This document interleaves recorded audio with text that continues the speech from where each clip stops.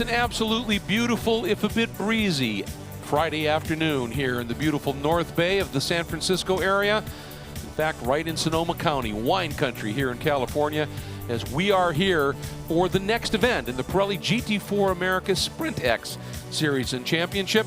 Great to have you with us here, folks. Welcome to Round 6 of Pirelli GT4 America Sprintx, presented and sponsored by our friends at CrowdStrike. Hi, everybody. Great to have you with us. I'm Greg Creamer, joined by Calvin Fish. Ryan Marine will be down in the pit lane covering all the action for us as we get ready for this 60-minute enduro-style race. And being that it is Sprintx, we are now moving into a two-driver format, and this is the first of a triple-header weekend here, and some big opportunities for a number of teams.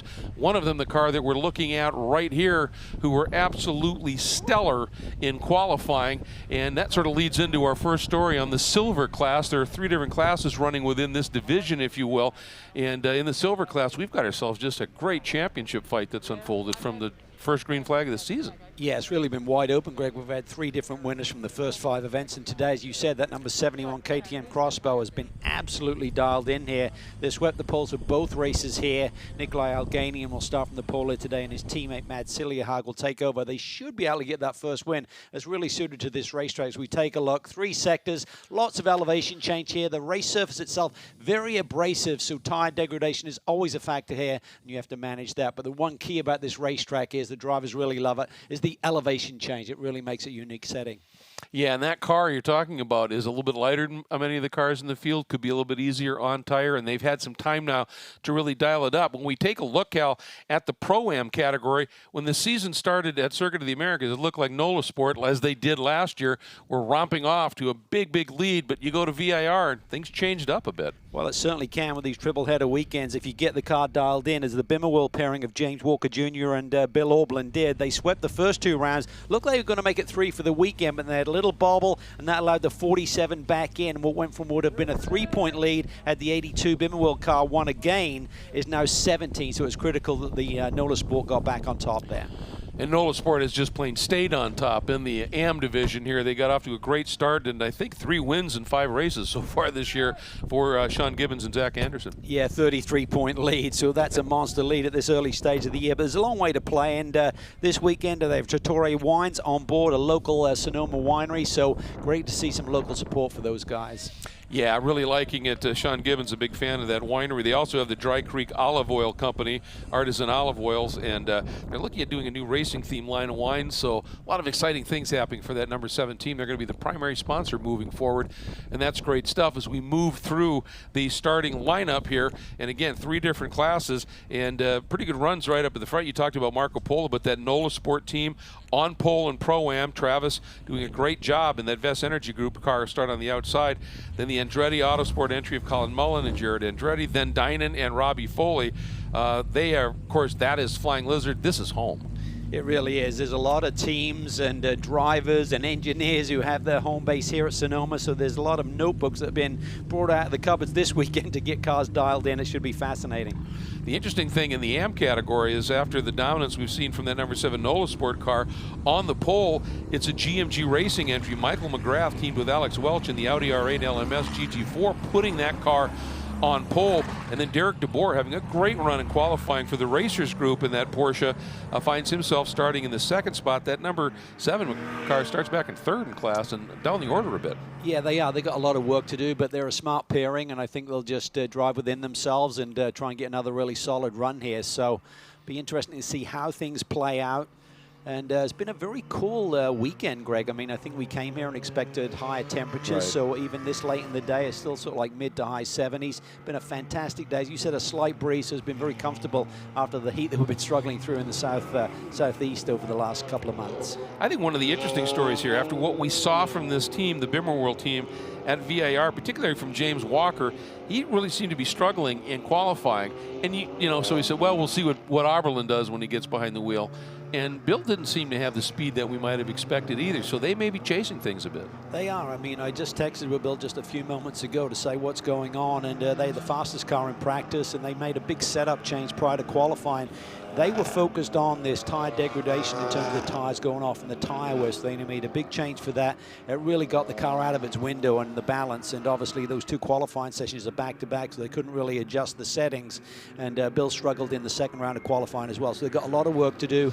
Ideally, what they'd like to see is to James make a few moves early, then get a reset with the yellow so you make up that gap to the leaders, and then let the strategy play out a little bit. So, yes, when you look at the NOLA Sport entry of Travers and Hart up on the front row and Walker's way down the back, they've got a big day ahead of them. They're going to not lose too many points. Well, one of the most technical, one of the most serpentine, one of the most challenging tracks, and 25 GT4 Sprintx cars out on the track. The potential for yellow exists. It does.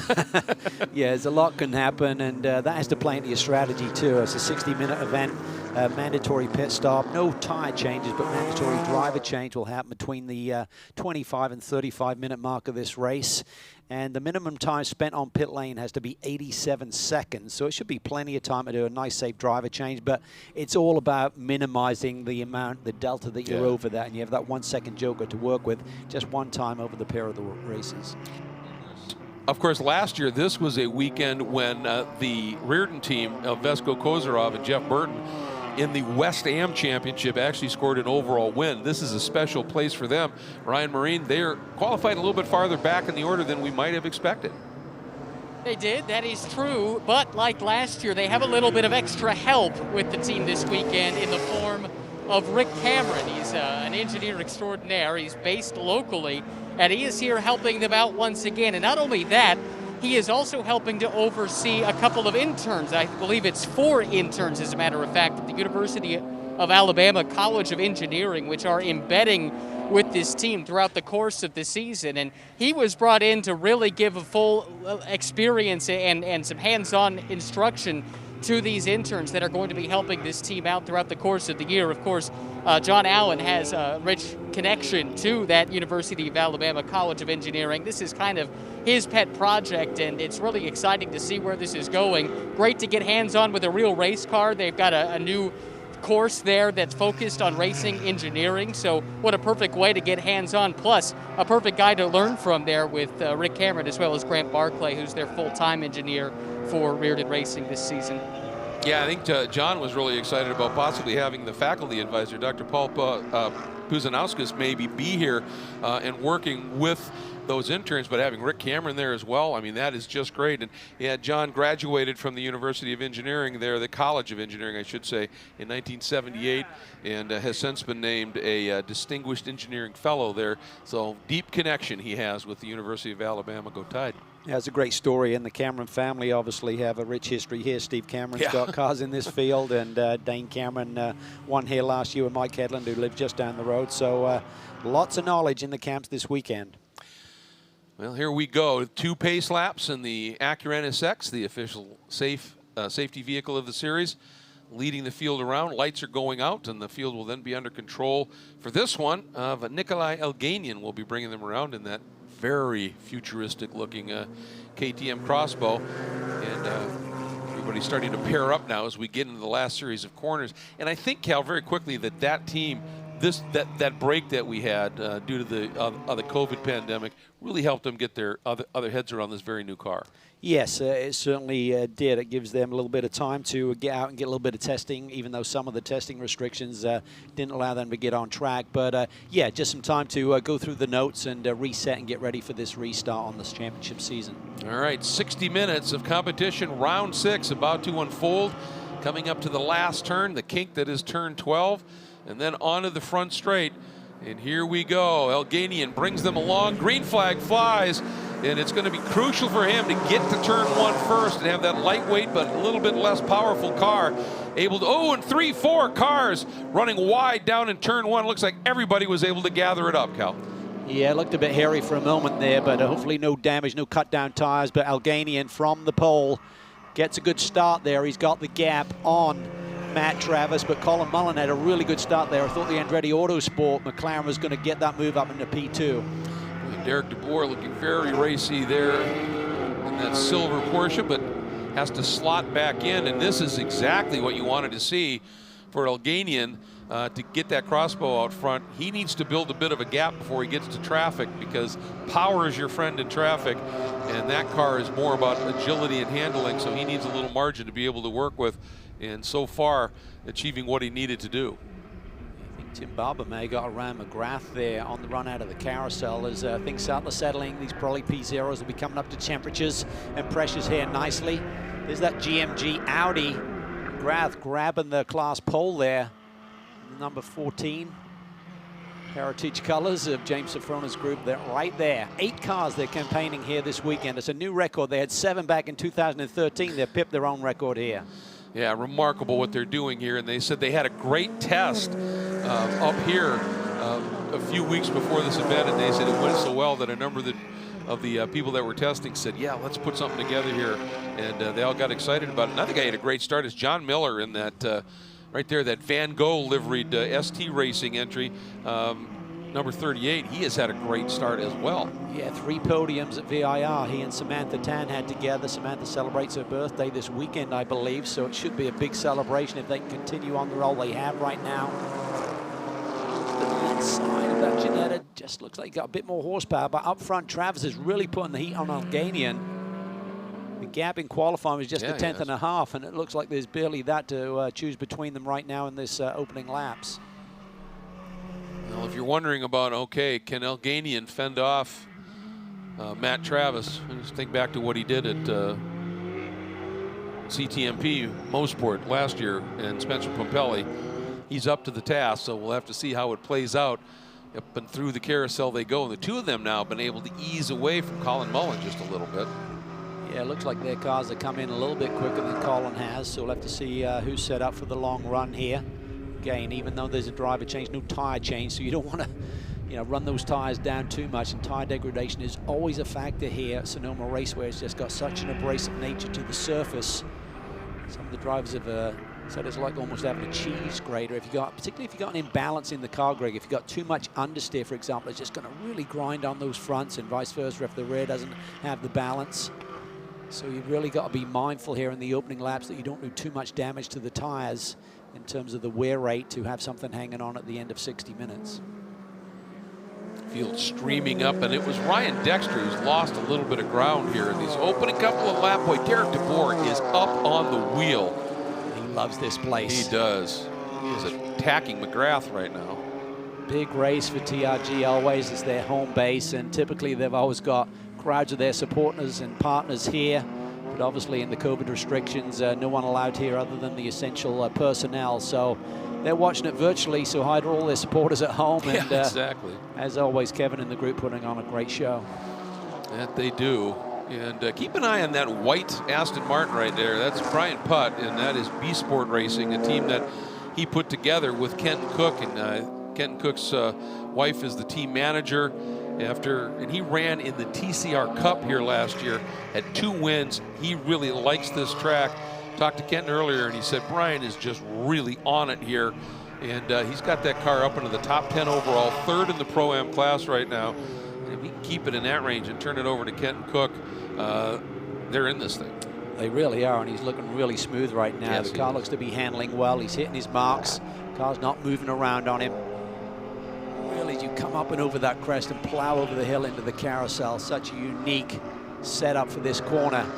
Just trying to keep it tight and then release the wheel off here to really gain exit speed and maybe in position to make a run into the brake zone down into turn 7, the one we're looking at right now.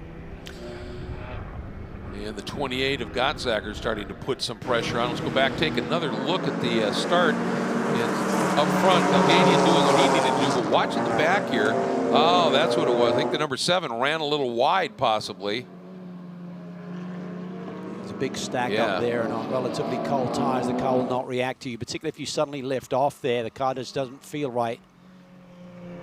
And everyone gets a nice little reset and back into a rhythm early. Yeah, everybody was able to gather it up, and if anybody end up there permanently for any potential reason. And I'll tell you, the car that also, they've just been impressive this year is that number 25 CCR with TFB Racing entry in the hands right now of Barber. They've been really stout, and they're right up in the mix once again here. Looking at it, 4th in class, but a 6th overall right now. Yeah, it's really strong. Cole Carrillo and Tim have really done a nice job this year as they're kind of making their mark in this championship class.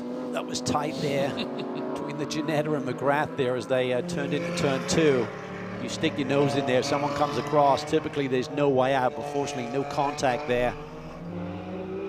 Ryan Dexter was absolutely driving the wheels off this machine in qualifying. Looked more like a drift show than absolutely a qualifying session for a road race, but Ginetta's always been a potent little machine. Yeah, especially at a track that's as serpentine as this is, and it's all about agility. It's got a V6 in it, so it runs quite a bit lighter. It can be easier on tires, but when you have to hustle it like that, Cal, and you're talking about sliding the car around, even in a light car, you can still deal with that little cheese grater effect that you talked about with this very abrasive track surface. Ryan.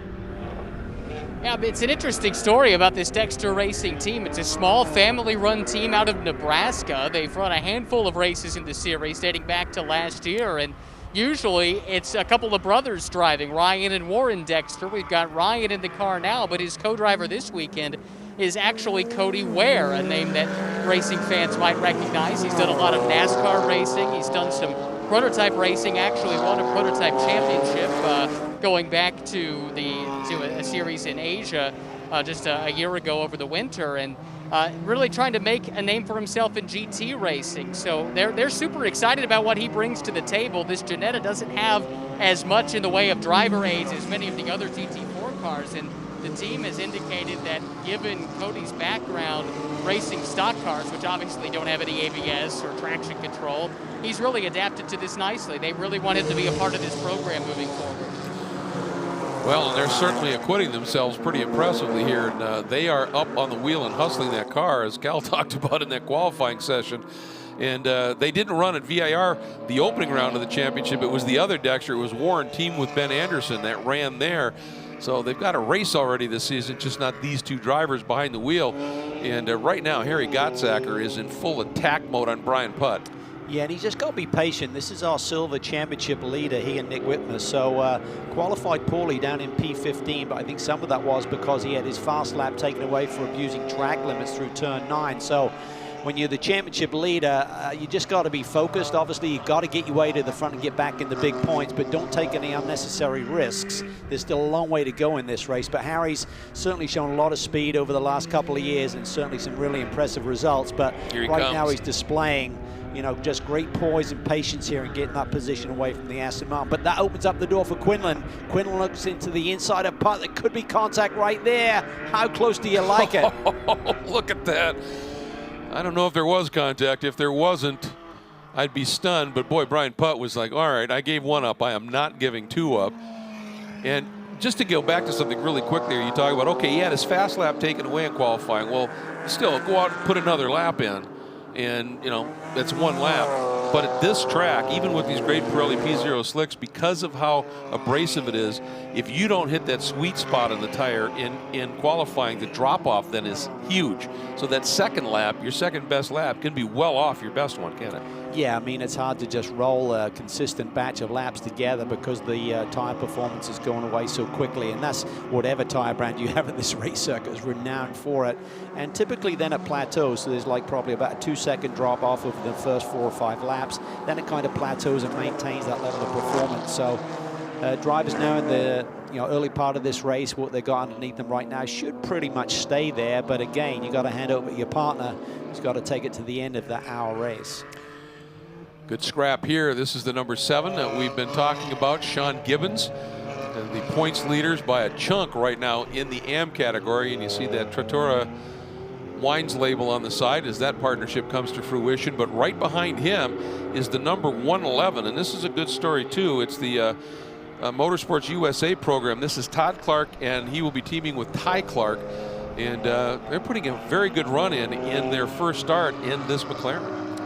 Yeah, really impressive livery on that car. The McLaren is really well suited to this GT4 class, as we see Colin Mullin for Andretti Autosport running up in the top 3 right now. So early days for this group, but so far so good, putting in an impressive debut performance.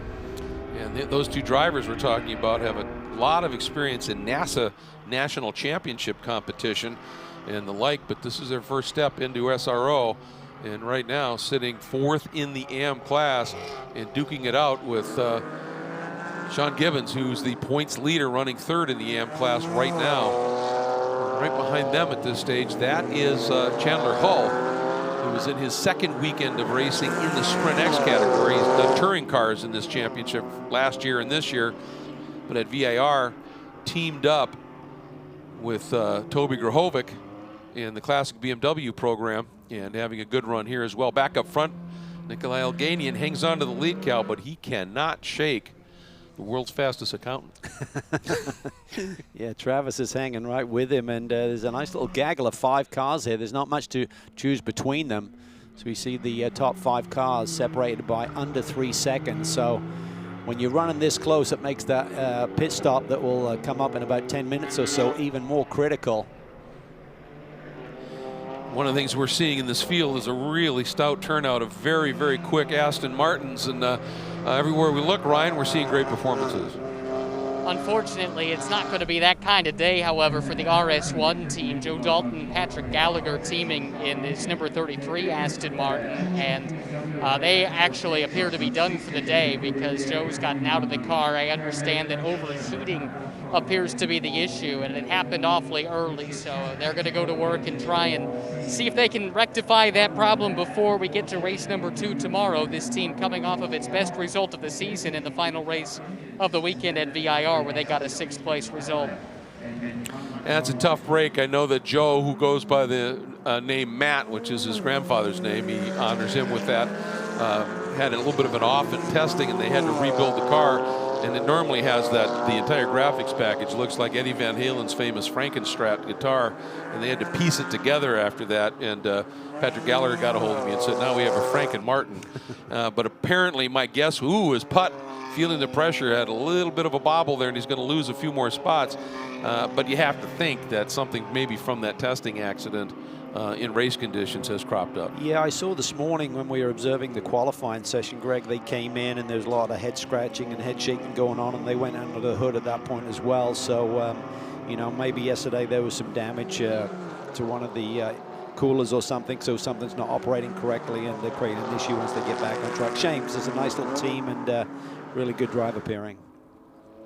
That little bit of a bobble by Brian Putt has let this guy in the GMG Porsche, the Frost NYC entry of Jason Bell, slip through on Putt as well, and puts him now up into 4th in the Pro-Am category. He's teamed with Andrew Davis. And again, if Jason, and you know, another one of these stories of Jason, the AM component of the team, and he's a very experienced AM at this stage, and by the end of this weekend we'll have triple that again almost. Yeah, this is an easy day for him. He's only done 2 races today. He does 3 on Saturday and Sunday, and all part of that 8-car GMG group. So Jason will run in Sprintx as he is right now, and also in the new sports club with his GT4 Porsche as well.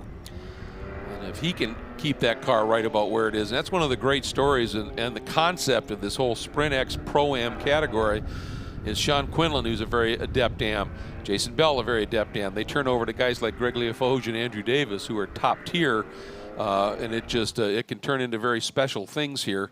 And that's the whole thing for the AM driver, is to keep that car up in the hunt. And these guys have proven to be pretty darn good at doing that. Yeah, they really have. And, you know, there's a real strategy to it, I think, for the AM partner. You really need to be talked to. You need experience on your pit box. You need to be talked through the event. If you're in a battle, how hard to push, look at the lap times, the consistency, the tire wear.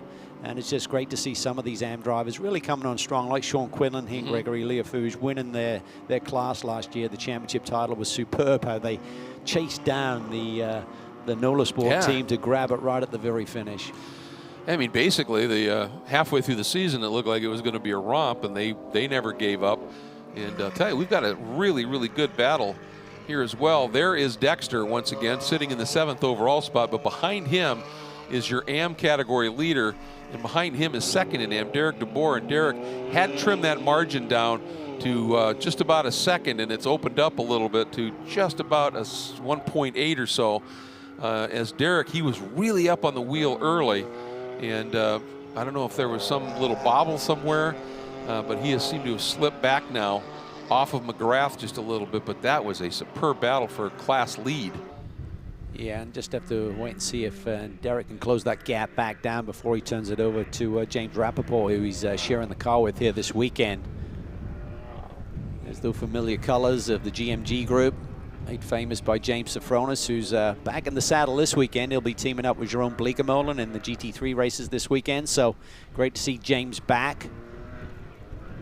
Yeah, he's really started to focus on the customer end of things, and he said, if my driving makes that an issue, I don't drive, but if we can do it, and he said with his 8-car program, you would have thought, boy, that's the last time you'd want to, I'll be driving, but he said, Joe Foster and the gang, they said, they've got this so under control that it's okay for me to be able to go out and do this.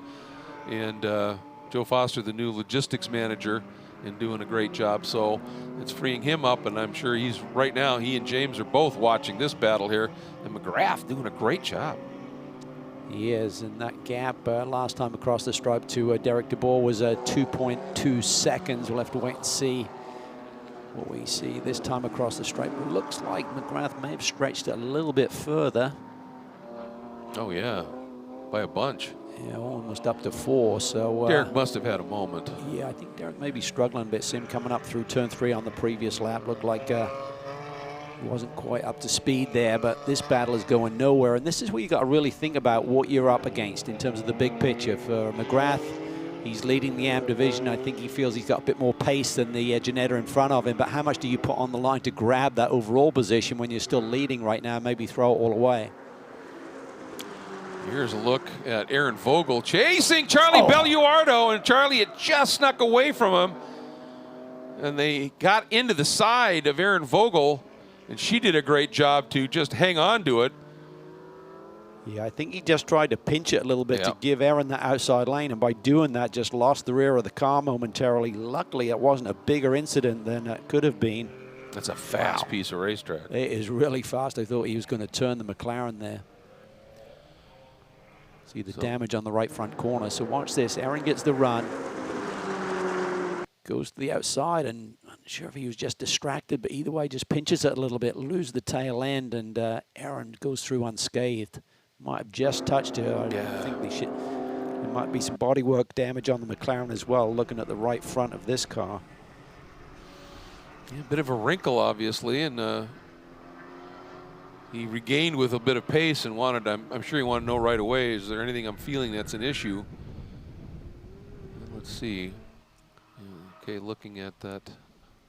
Yes, would be on her left side, the side we're looking at, just halfway along the door there. You can see some rubs, but a little donut. That's about it, though. This is where she made her debut last year. Sort of did a toe in the water run with Flying Lizards, and to see if this was something she was up to. A lot of experience. Whoop! Oh, that was right in the opening lap, and she got turned. That's why she's well down the order. She did a great job in qualifying, so that explains that. Sharing the car with Michael Cooper, who's coming off a sprint victory here today. And they actually did a test here at this racetrack last Tuesday. And Aaron has a lot of laps here run by Flying Lizard Motorsport that are based here. So it's their home circuit. Yeah, she made the comment. She said, "I feel," she goes, "I've changed so much as a driver with the experience that I've had since my debut in this last year." And she's driven a lot of the Porsche Trophy West type of racing and has been very good in her class competition there. And she said, "This is a bit of a step, but she's got some great coaching, obviously, and working with Michael Cooper and Darren Law from Flying Lizard.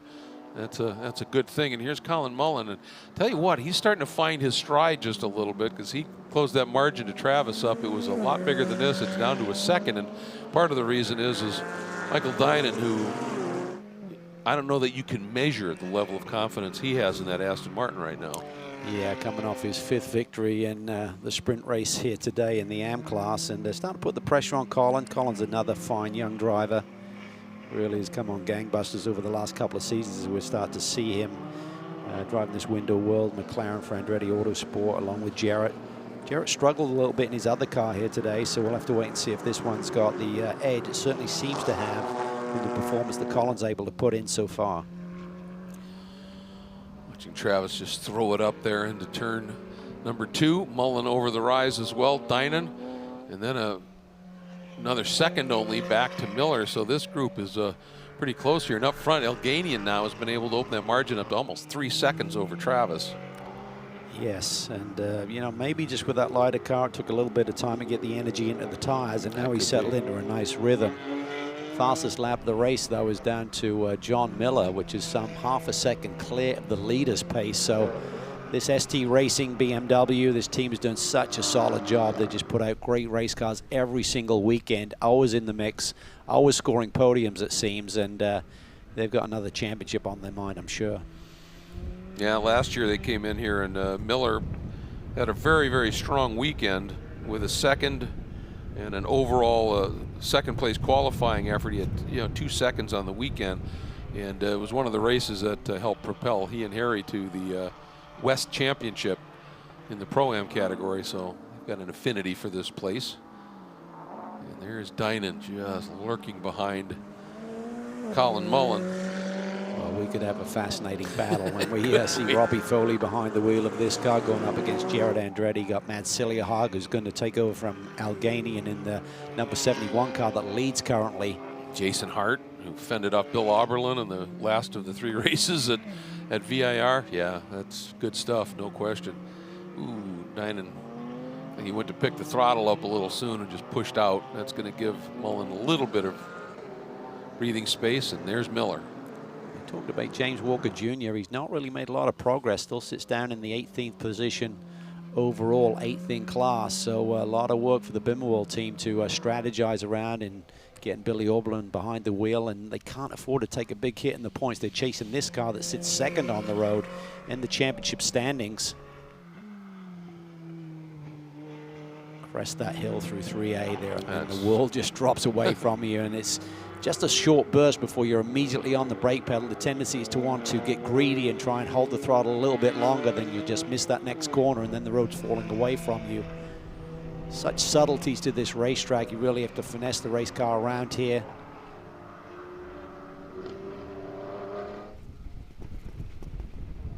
Here's Miller. He is firmly now right in this mix. He's got a little room back to Barber behind him, so Miller can, as you said, with that great lap he put in, he's got his head down and in full attack mode here. Well, Miller's car came to life very quickly, so maybe they went a little bit higher with the starting pressures. You are allowed to adjust the tire pressure during the pit stop, so if they've overinflated a little bit and maybe sort of stymied his attack, they can bring those back down for when he switches over to his teammate Samantha Tan. The one thing that it's going to be interesting to see is with that crossbow is when we get to the driver changes. Obviously, the way the drivers get in and out of that car vastly different than your normal quote-unquote car, and interesting to see if they can basically effectively do a very quick driver change. They've had some time to practice that as well. It's just such a unique car that always keeps us thinking about such things. Yeah, I think with the leaders, they may be able to duck into the pits next time around. Certainly some of the pack will be able to, as you see the clock down within a minute of when that pit lane will open. Here is, now this is that section, 3 right there, and then 3A. And when you exit 3A, that commitment up to that exit curb right there, and as you said, by the time that curb runs out, you need to be slowing down big time, don't you? You do. It comes up on you quickly. And it's just such a sweet spot. It's not like a long, flat or uphill brake zone. When you're braking downhill, if you miss it by a little bit, it's so hard to recover and get the car turned in and release the brake pedal in time. Dynan superb once again, just really has matured greatly over the last 12 months, putting in another solid run here. Yeah, this is good stuff. Alganian, Travis. Then Mullin, he's second in the silver class, third right now. Then Dynan, who's second in the Pro-Am category. Really good run, as you said. And then Miller just sort of lurking here. And there's the strategy of who do you keep in the car a little bit longer? Do you keep your starting driver in a little bit longer, or do you turn it over a little bit sooner? Teams also have some software where they can work out where they're going to come back on the racetrack. So 87-second delta is about 20 seconds shy of a full lap around here at speed. So, but with the slowing down and everything, you pretty much lose almost a full lap here with that minimum pit time. And the window is open. I'll tell you, Sean Quinlan has closed up on Derek DeBoer big time right now. Yeah, a couple of the local teams going hard at it. TRG versus Stephen Cameron Racing. See that sign on the back? It should say Cameron. It says Camaro. They got a piece of racing tape or something back there. It's different as DeBoer stays out, but into the pits comes Quinlan. And if you're in a Pro-Am pairing, generally the Am driver starts this race, you'd think they would be in a little sooner to turn over to the faster driver, and that is the case as many of these teams now making their way down into pit lane. Yes, and when you flip-flop the starting order for tomorrow, you'll see the opposite thing. The nice thing for a driver pairing like Jared Andretti and Colin Mullin, they're pretty equally paced, so they can really work with their strategy and keep one driver a little bit longer in the pits. Nice solid run for Colin there. Quick pat on the back for one of his teammates. Here's that number 7. Excuse me, this is the 46. Get down to Ryan. Taking a look at the NOLA Sport car here. They're actually about to be servicing both of their cars in just a moment, but this is the Pro-Am entry. Hart and Travis. Great opening stint there for Matt Travis. Jason Hart getting secured in. It looks like a pretty clean stop considering they're having to wait a little bit behind. Similar story out of Andretti Autosport. Both cars release, and I don't think there'll be any change of position. Both very clean pit stops. The Dine into Foley pit stop has occurred as well. Really nice stop for Andretti Autosport, just 2/10 out of the minimum. Hart to Travis to Hart was about 1.5 seconds outside the minimum, so they left a little bit on the table there, but you can see they've still got the track position. And again, with no tire change other than the little bit the tire's going to lose some temp sitting in the pits. It's not like you're coming out on a fresh, cold tire. You should be up to speed immediately as soon as you find your rhythm, which for most of these guys at the top level is about 2 or 3 corners, and you're feeling exactly. it. There is that window world and Michigan Windows and Doors. McLaren also sporting just an extra bit of support this weekend for Check It for Andretti and Military to Motorsports. Just a couple of really special programs that they are looking after here this weekend in both of the categories. There's the number 46 NOLA Sport entry. It's the third of the NOLA Sport cars. Looks like a well-timed stop between David and Russell Walker as they're completing it as well. James Walker Jr. has been in, turned it over to Bill Orbeland, 88 seconds, so just a second outside. That's a nice clean stop. Really needed a bit of a help with a caution, and doesn't look like they're going to get it so far. It's been a very clean race, but still a long ways to go, approaching the halfway point.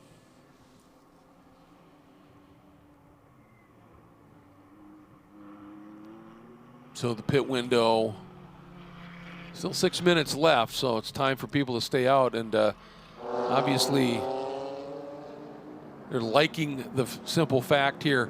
There's not a lot to choose from. I mean, Nikolai Elganian and Matt Siljahaug, both very, very talented drivers. Is this simply a case of we've got the lead, we've got clear track, we're just going to let it fly right now? Oh, and as I say that, in they come. Well, the key is reading the traffic. You don't want to suddenly Right. come up on a bundle of traffic and you're going to lose 2 or 3 seconds on that critical point where you're doing the exchange and someone's pitted and got a clean out lap. So lots of factors to go in there, but to your point, I think both of their drivers are very equal in speed, so it gives you those options within that 10-minute window and range as to when to do that stop. All right, and watch what happens with this car when it stops and the driver change effects. Is like the Batmobile. Yeah, it absolutely it is. This is interesting. Let's get down to Ryan. There is the pit stop. Like you guys said, it's a unique one throughout the paddock. You can see how difficult it is for the driver to climb out of this race car. It is Nikolai Elganian getting in, Matt Siljahaug, who is a Ryder Engineering factory driver. That's the group behind this GT4 from the KTM operation. Right there you can see Nikolai helping it. Mads get all strapped in, getting the radio plugged in. One last word, and it looks like it's all bolted down. They're having him wait, so that's a good sign. Yeah, they got that done very, very smoothly. Yeah, that was swift. It's all about how brave do you want to be and what sort of software do you have to really monitor this. Probably should have a little indicator there so they can make sure if they are underneath that minimum delta, they can adjust and slow it down a little bit.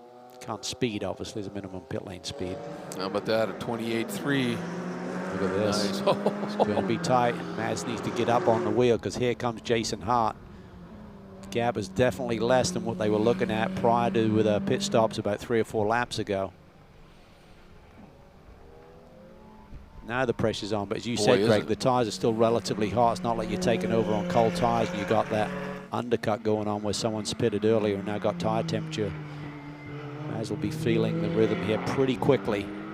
Grabbed the pole position for tomorrow's race, so he's certainly got the speed in this car and has been enjoying the ride around this fantastic circuit.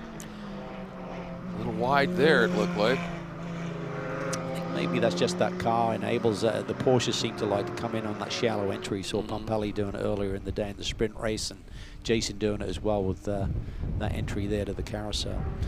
Well, if Nikolai was able to open that margin up a little bit over Matt Travis and not take much out of the tires doing it here, that be interesting to see in the next 15-20 minutes when this tire wear really starts to come into play here, as McGrath in and is going to be turning over to Alex Welch, the GMG Racing Thermal Club entry. Miller is in, will be turning over to Samantha Tan.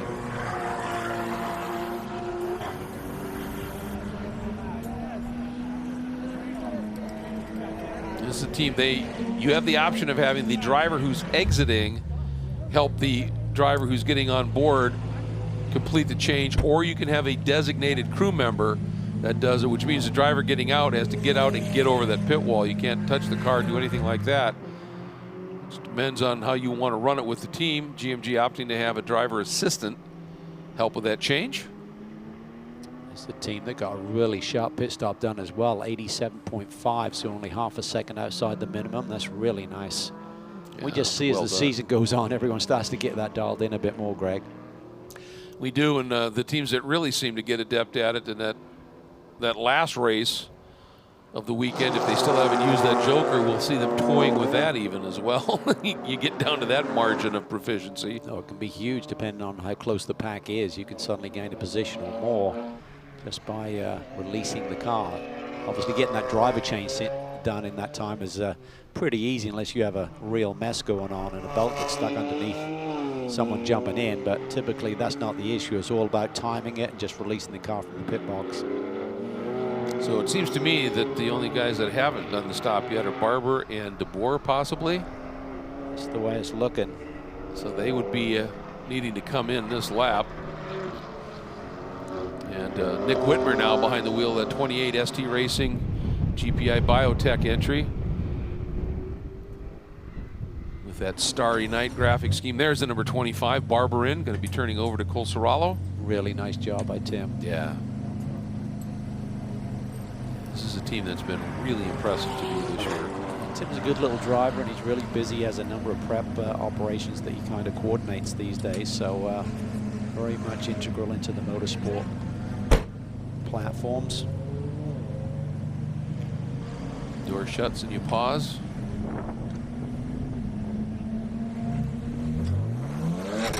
And at VIR, we were both, I think, quite impressed with Cole Serralo, who last year was driving a TCA car, and he's stepping up into this level of competition and was right there and had some really good runs. Oh, big move here by Andrew Davis.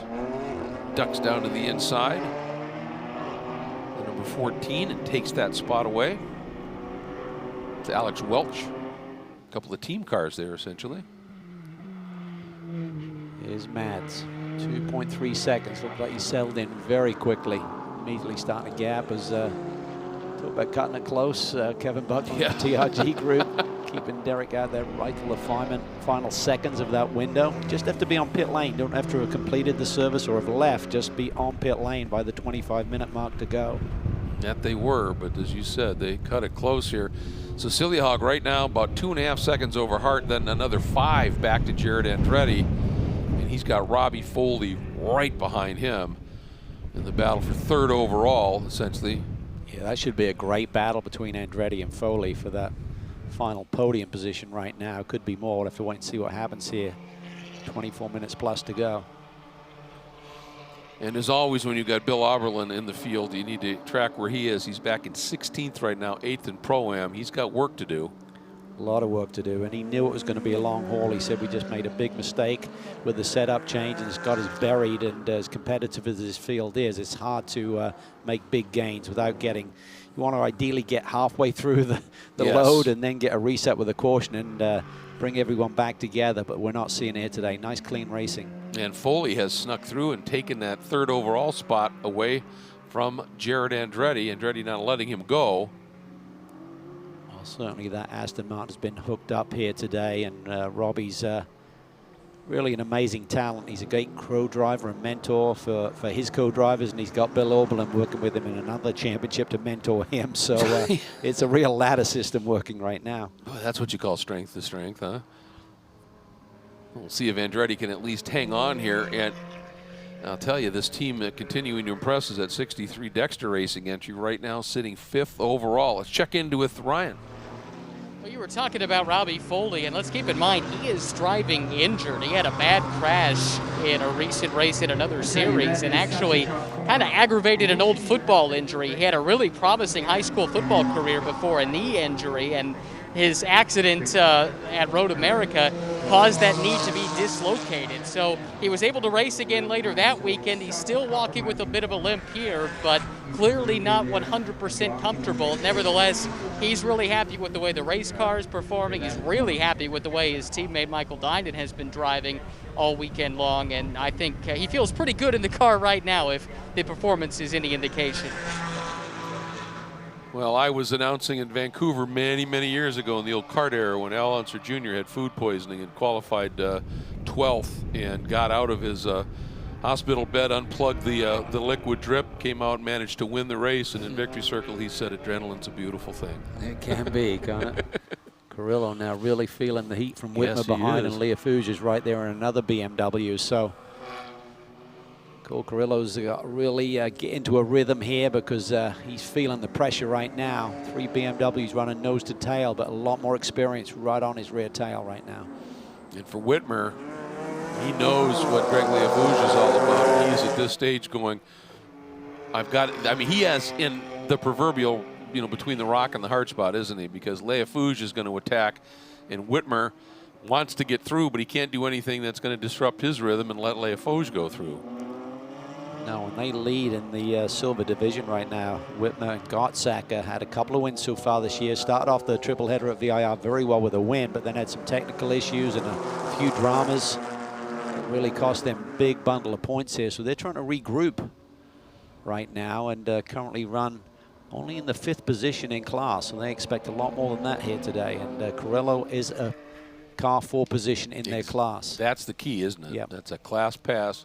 And then Cody Ware, who would be next up, also is. So, oh, there we go. Whitmer late down to the inside. That was nice. Controlled that nicely. Just didn't roll off the brakes and get into the side of Carrillo. So now they go side by side on the run up to the carousel. Well, this is going to be interesting. And Whitmer just carries enough speed in on that wider line. He's able to ease ahead. But can he get it back down to the apex, Cal? Yep.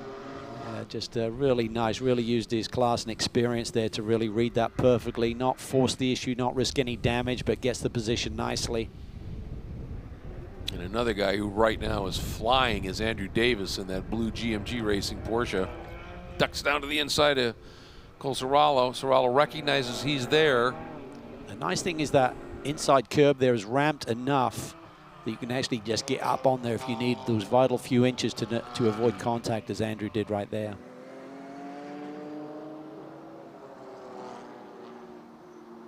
This is huge braking zone here. Oh, big side-by-side action between Whitmer and Leafouge coming off of 9A. Leafouge got him. Got him. Greg Leafouge, much like our leader Jason Hart, really don't really get enough light shine on them. They are brilliant talents in our paddock. Yep, underrated. Sort of confoundingly so, because anybody who's followed this understands just how good they are. And the big thing for Whitmer is Leafoge going through, that's not the same class competitor. So he doesn't have to be overly focused on that. Right now, he'd just love to follow Leafoge right up to Cody Ware, though. I guess one thing we've been Hart's busy. gone around on Hart's Celia got Haug. around Celia Haug. So where did that happen? And by a bunch. Yeah, Celia Haug's dropping like a stone. Foley is through. Yeah, he's got got a problem. Yep. Oh, boy. As I said, the words came out of my mouth, I'll lead a Hart, and then I'm like, hang on a minute. Yeah, exactly. He wasn't leading a lap ago. If there's a technical issue on this crossbow here, or something's affecting his pace, because he's lost several positions here over the last lap. Yeah, he's just got no acceleration there. Yep.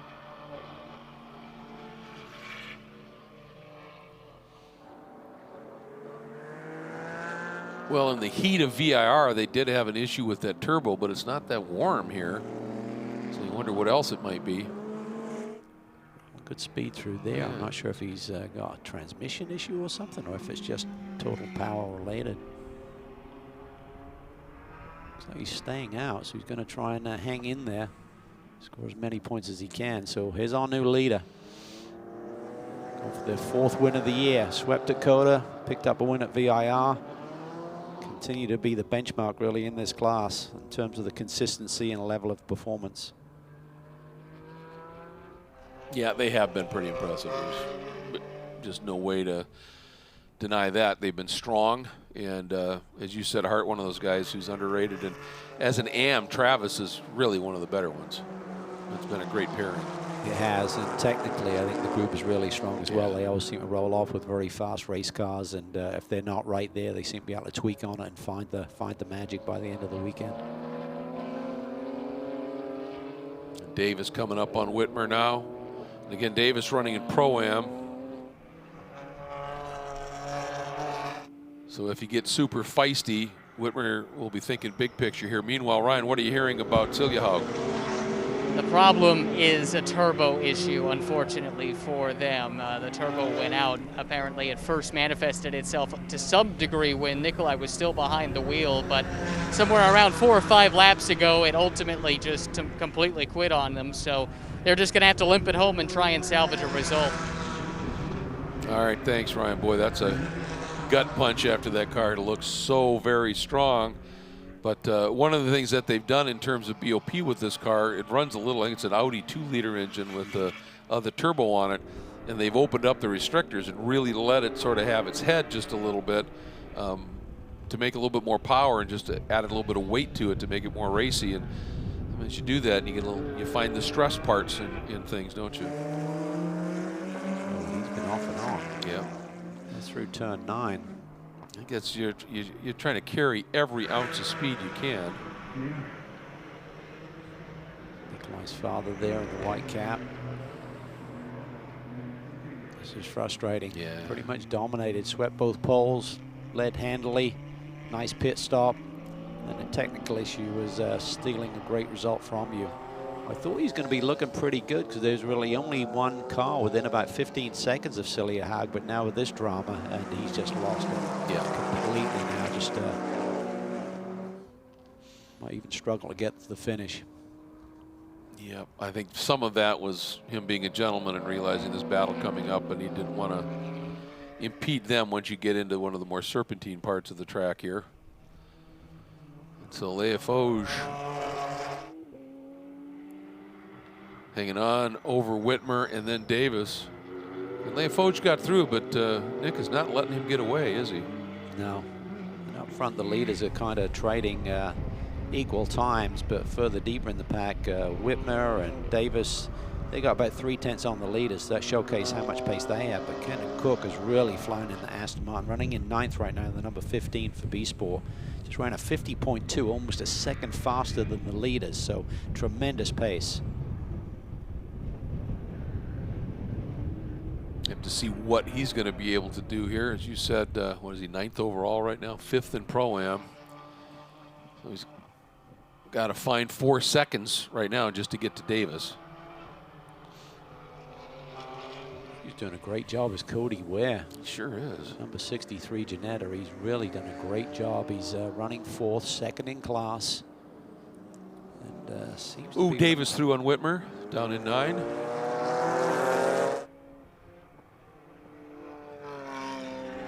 Nice move by Andrew there.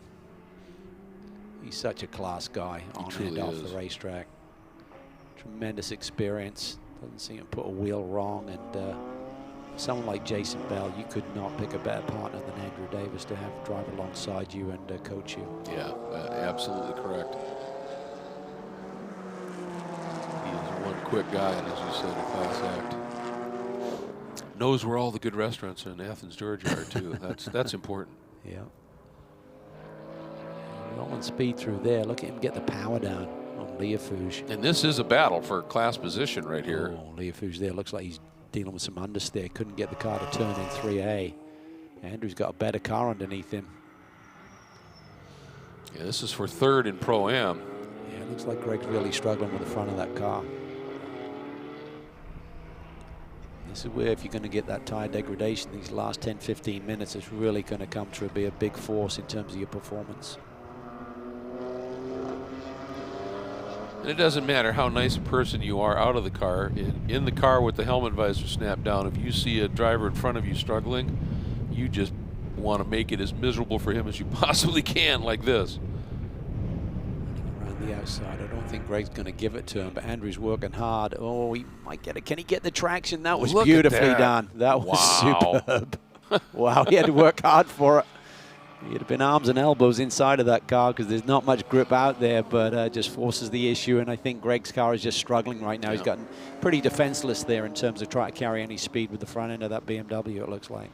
Yeah, as we said, that was a pass for class position for 3rd in class, and if he had anything to fight with, you know, Leofouge would have been fighting, and he just didn't have anything he could do it. And that's the interesting thing with that turn 7 and 7A is the officials have pretty much said you can run as wide as you want over there. There's a certain point where you've got the theory of diminishing returns. You go so wide that you're running too much of a distance arc, and you're going to be slow. But tell you, Davis found that absolute perfect line through there, didn't he? He did. It looked like halfway through the corner that he wouldn't be able to make it stick, but then he just kept rolling the outside line, and eventually as he came off the corner, Greg didn't have anything left. There's a lot of ground now for Davis, though. Yeah, and look behind this pairing, you'll see Kenton Cook seems to be getting closer. And he's got Vesko Kozarov coming right with him. Different teams, but both running Aston Martins. Yeah, Cook, you'll see him right there in that white Aston Martin's been running lap times about a second plus faster than those BMWs in front of him. Should have enough time. For Jared Andretti, currently leading the silver category. He's got almost 5 seconds back to Cody Ware. That's really the key. When Foley got around him, you'd have to think, well, was Jarrett thinking about the big picture and the class lead, not going to fight too hard.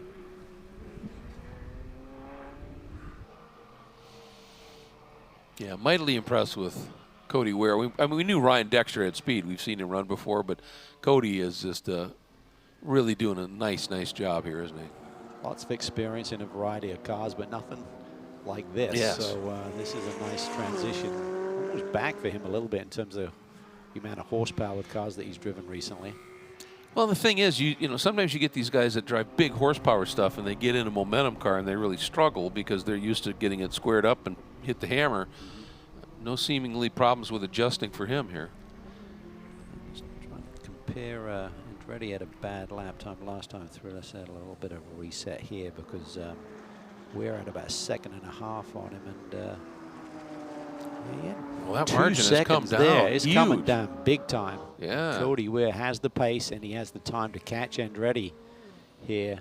Well, and this just might be that Janetta is so light with This that is for little the class V6. lead. It just doesn't take the toll out of the tires. Ooh, this is Oberlin trying to come up through the pack. You know he's fired up. Well, he's already got around the 14 of Alex Welch, and then he just was trying to grab the spot from Serralo as well. Couldn't quite get it done, and he was trying to make it a double there. That was strange. He really got out-accelerated coming off that turn 11 hairpin there. That was a little bit bizarre, BMW to BMW there. Well, and I watched the Serralo out-accelerate a couple of other BMWs there. I wonder if it just set up where he's getting the power down better, perhaps. Building the inside. Whoa. You don't see that happen often. No. Just really try to get to the power and try and squeeze inside a Cole, and ends up giving up the position to the 14. So obviously, maybe if you talked to him and he had alluded to making a big setup change that didn't work, that car might not be totally happy. Huh? Well, they were concerned with rear tires, and they made a big change which just gave the car a bunch of push. So now Auckland trying to fight back here. Just gets inside there. I'm not sure if there was a touch or not. If not, it was pretty close. So he's back up on the wheel here. But a lot of work to do. They're only running in the 8th position in class, and they're trying to chase down Hart and Company, who are leading, and that's the team that they're closest to in the points. Ooh, look at this. That was tasty. Yes, it was. And look who's coming up. Michael Cooper. Yes, he is. He is. Come from nowhere. Wow. Well, he's fired up. Already has a win. And the weekend. Look at this. He's going around both Lee and Cole Serralo. As he said after his sprint win this morning, he said, I'm pretty much unbeatable at this place. I mean, you can't do it from the back of the pack, but he loves this circuit. He's been a winner so consistently here. And you can just tell the confidence, the moves that he makes. He can just put that race car anywhere he wants. Yeah, truly. And Serralo was sort of defending on Lee a little bit, so moved over going into the hairpin and right around both of them. That was a pretty move. Look at this, Cody Ware. That margin now down to, last time by was 1.3 seconds. He's losing a little bit here in traffic, so he needs to try and clear this Porsche if he can. That's going to be tight. Ooh, yeah, I'm not sure that Rappaport's really aware that he's there. I was just going to say, I think he's focused ahead and it's going to run him wide. This time Cody just ramps the outside. Wow, that's cost him at least a couple of seconds there on the battle with. Ooh. Looks like Andretti may have at least dropped some tires there. Shortcut the track. Oh, exactly. Because he's still down the road. Yeah, it's one thing if you drop some tires. If you shortcut, that can be a penalty. Oftentimes they'll give you just a warning. Yeah, I'm pretty sure it was through the left hand of the second part of that turn 9 complex that he cut through. And let's see here. That margin was 1.3, and it's going to be a lot bigger than that this time. Yeah, up to 3 seconds. Yeah, basically 2 seconds almost lost there.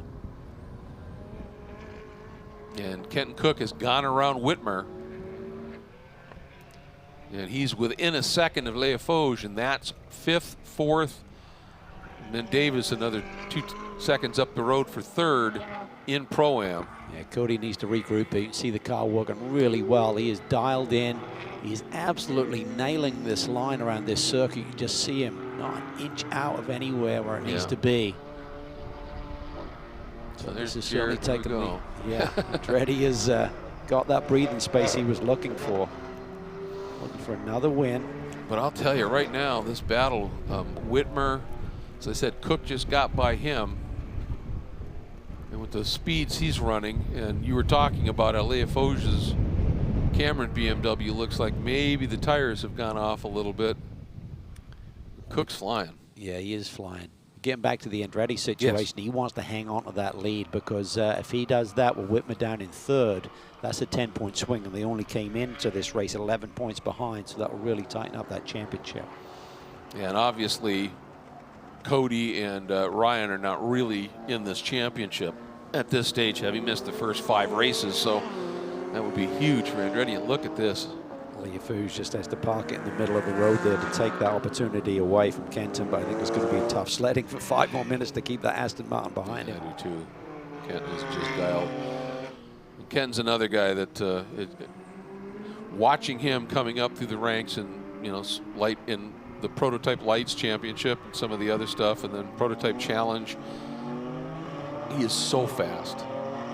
And ironically, at NOLA one year in the rain, he just absolutely spanked a very, very impressive field of Prototype Lights drivers there. He's truly gifted. Yeah, he's just going to be calm, cool, and collected here. He certainly has the savvy, the speed, and now the experience to figure out a way by Leah Fouge here with just 2 or 3 laps left in this one.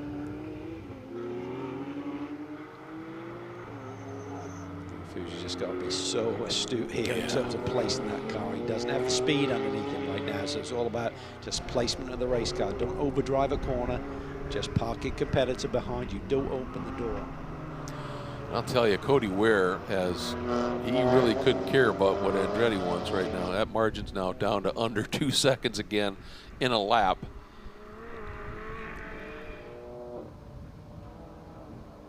There's the number 38, Samantha Tan. So Miller is the co-driver for Samantha Tan, and at this stage in the race, and you doubt that's going to change, gets the CrowdStrike fastest lap award at a 1:48.675 for the very impressive John Miller. Samantha on the wheel right now, but look at this. Yeah, he's there. This is for the class win. Cody Ware right on the back of that Andretti Autosport McLaren. Can Jarrett hang on? He runs that shallow angle anyway. A little bit of debris there flying from the Ginetta as they got into that brake zone. Oh, that Ginetta is hooked up. Andretti hanging on. Parks him a little bit and then takes off. A couple of laps to go here. He's got to hang on for 2 more laps. And that's the thing. If you could if you've got a car that is much more of a momentum car behind you, if you can overslow it, you can use your power and negate things, and Jarrett did a beautiful job of that, which makes it tough. You can run these guys down, but sometimes it's not so easy to get by them, is it? It isn't, particularly someone as feisty and such a great little racer as Jarrett Andretti is. He's been in this position many times before where he's feeling intense pressure from behind. He's not going to crack. You may get halfway alongside, you may think you got the pass down. Well, guess what? You're dealing with a different breed right here. Dealing with an Andretti, they're not going to give it to you. Yeah, and I'll tell you one thing. I don't know if he's got enough time, but Andrew Davis is lapping 1.5 seconds faster than these guys. Look at the speed that Cody Ware can roll through the middle of the carousel in comparison to Jarrett. There's Andrew. Yeah, I mean, if he could just time that a little bit better, I think he just ran up on Andretti, couldn't do anything with it. And you see the McLaren just gap the Ginetta a little bit down the straightaway. Testing times for Jarrett Andretti. Can he hang on for their 3rd win of the season?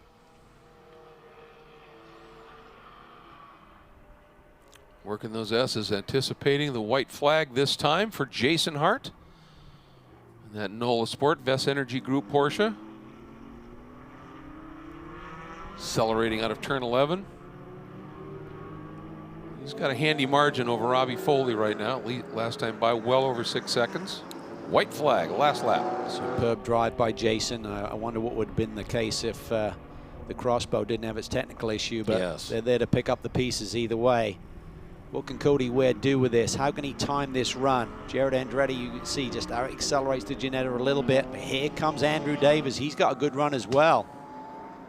This could really stymie Cody Ware's attack on the McLaren because he's got to look at the rearview mirror, but this is not a position for class, so Andrew Davis has got to think about that as well. Yeah, it's going to be, I mean, there's no way he's getting up to Foley at this stage. That's be over 22 seconds to make up. And this is a battle for class position.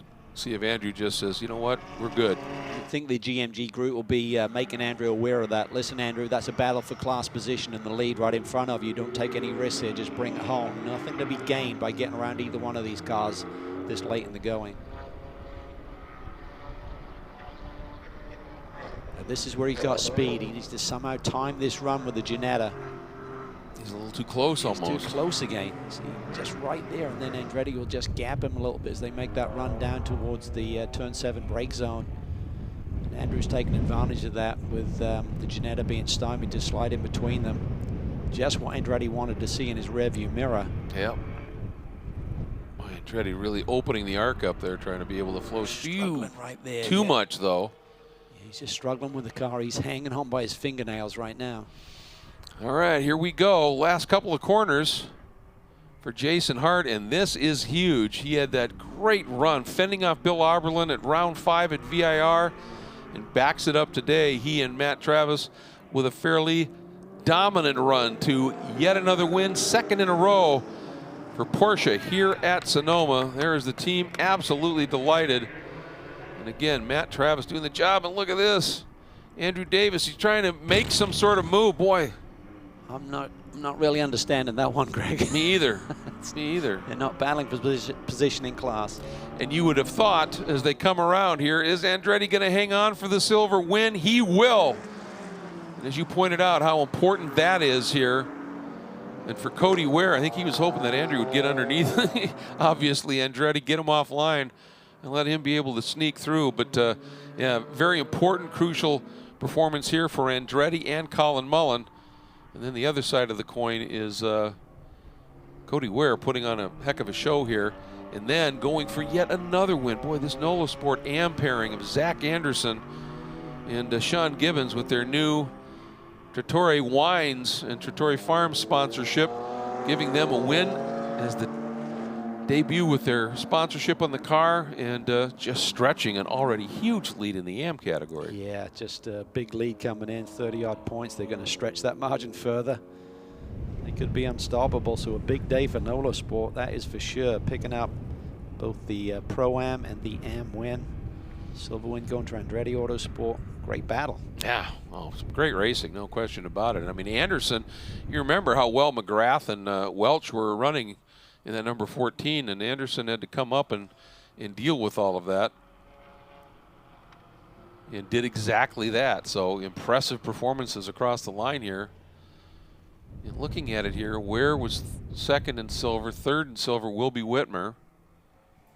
So as you pointed out, that's a rather crucial swing there. And you take a look at the Pro-Am category. There's Hart and Travis over Foley Dynan, and then Davis and Bell. Good run for them. And then in the AM category, Anderson and Gibbons over Welch and McGrath. Third in AM. The third of the NOLA Sport cars, the pairing of Walker and Walker, having a good day as well. And hey, what? Looked like Cooper was absolutely flying, and then had that little bit of a moment. And that came, remember, after Aaron Vogel had two bits of contact where she was turned and then knocked sideways through turn one. So a big fight back for those two and their attack here on this Sonoma circuit. A driver's track for sure. Yeah, it really demands a lot from a driver and from the chassis itself, and a lot from the Pirelli P0s. But you can see the lap times are really strong there at the end. Some tremendous performances put in throughout the field. A lot of people driving from the back after poor qualifying positions. And some people consolidating their leads and some shaking it up a little bit. Yeah, absolutely. Yeah, fascinating to see the teams that, knowing this tire deg, who had the patience to make sure they had some tire underneath that car for later in the race.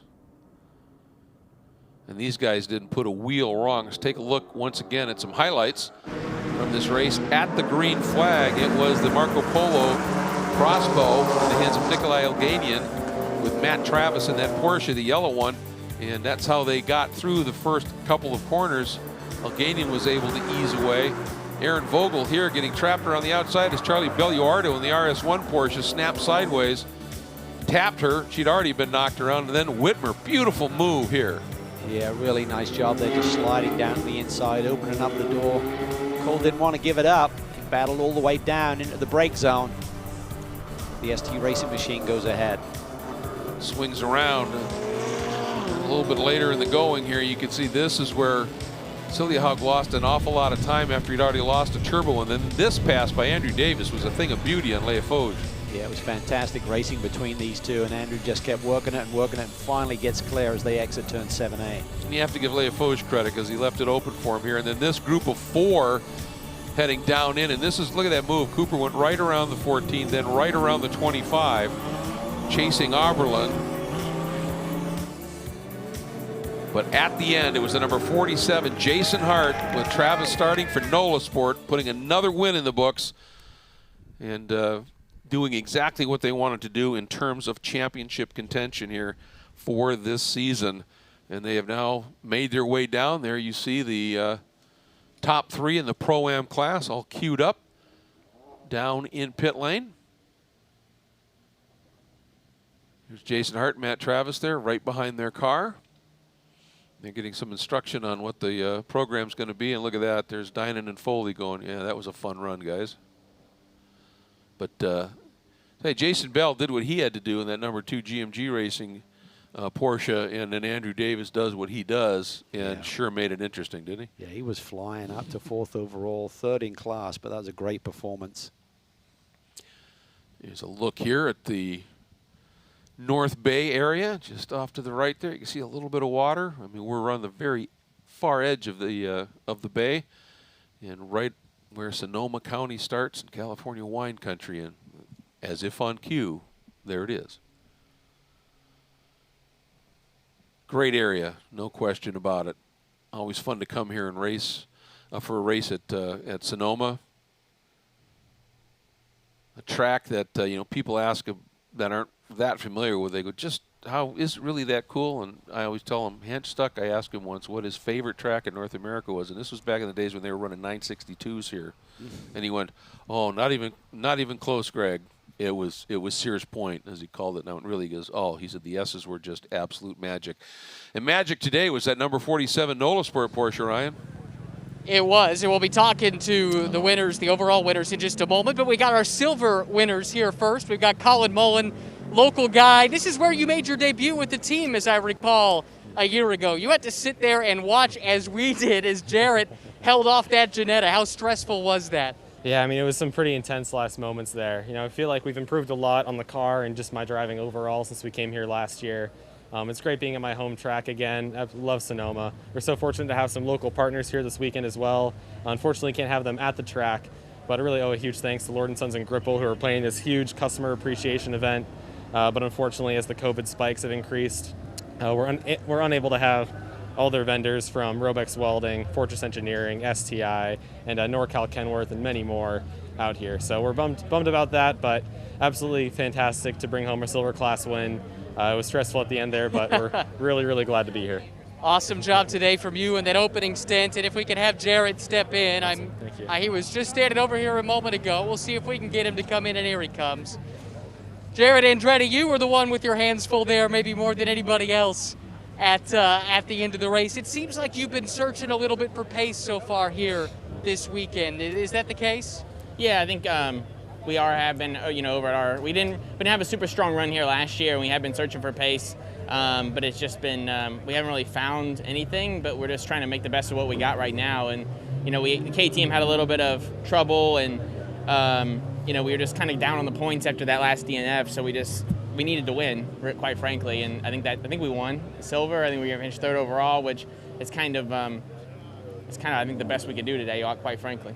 Well, you definitely made it work there, and like I said, had your hands full. How did you keep that Ginetta behind you? That was for the class win. Yeah, just those cars, just knowing where those cars are good and where they aren't good, and just trying to take advantage of that. And Andrew coming up with the Porsche really helped me, actually, because when you're defending and trying to attack, it obviously makes it difficult. So anyway, I think that Andrew helped me a lot. The Porsche lap traffic, whoever that was, helped me a ton. So it was kind of a little bit of luck everywhere that kind of stacked the deck in our favor for that one. Hey, you'll take them how you can get them. Congrats. That's how you win championships. Thanks. Well, and the interesting thing is they get winning points. Like we said, Cody Ware and Dexter are not really in this championship, but they stole points from Whitmer, so that's a huge swing, isn't it? It is. I mean, it's going to be really tight tonight when we evaluate the points, but big day for them. We said triple header weekends. You can really make some hay if you keep it going. Absolutely you can, and there are the results for that silver category. Whitmer and Gottsacker sitting in 3rd, Serralo Barber, and then Miller and Tan.